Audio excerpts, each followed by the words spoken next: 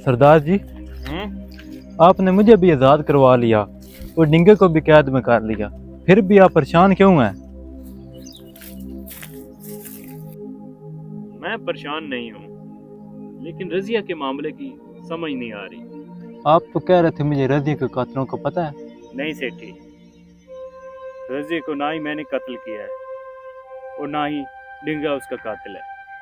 तो फिर उसको कत्ल किसने किया है और इस सारे मामले की हकीकत क्या है?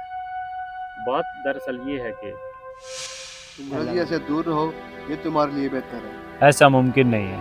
नामुमकिन को मुमकिन करना ये डिंगे को अच्छी तरह आता है। जो उसके भाई ने हमारे साथ जुल्म किए हैं, इसका क्या? तुम जानो और उसका भाई। तो इससे मुझे क्या हासिल होगा? मेरे इलाके में तुम्हारे किसी आदमी को कुछ नहीं होगा।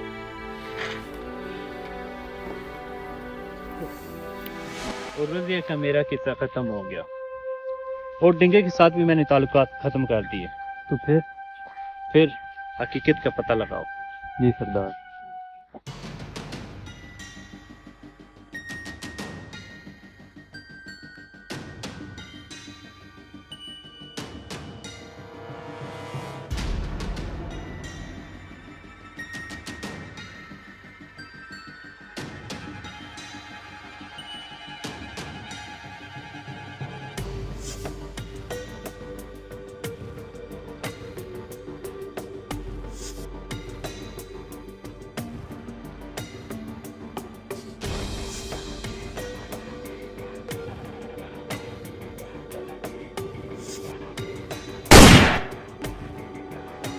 पहलवान उठें उठें, आप उठें।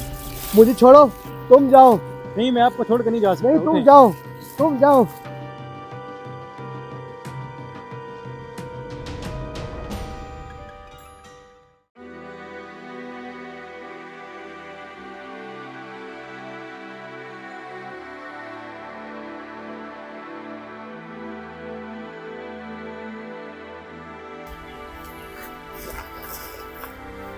सलाम सरदार जी। वालेकुम अस्सलाम। क्या खबर है? सरदार, एक अच्छी खबर है और एक बुरी खबर है। जल्दी बताओ। बुरी खबर यह है कि डिंगा और उसके साथी फरार हो गए हैं और अच्छी खबर यह है कि डिंगा मारा गया है। चलो, हक हकदार तक पहुंच गया। लेकिन सरदार, एक मसला है कैसा मसला? कि डिंगे को हमारे साथी ने नहीं मारा। ये तुम क्या कह रहे हो? खबरिया ने खबर दी है कि डिंगा हमारे आदमी को झांसा देकर फरार हो गया और किसी नामालूम शख्स की गोली से मारा गया। पहले ही रजिया के कातिलों का पता नहीं चल रहा और अब डिंगे का मामला। सरदार, क्यों परेशान हो रहे हैं? रज़िया पहले ही मारी जा चुकी है और डिंगा भी। मतला साफ है। नहीं सेठी, नहीं। दोनों का कातिल एक ही है। ऐसा ना हो कि हमारे लिए आने वाले वक्त में मुश्किलात पैदा हों। ऐसा नहीं होने देंगे हम।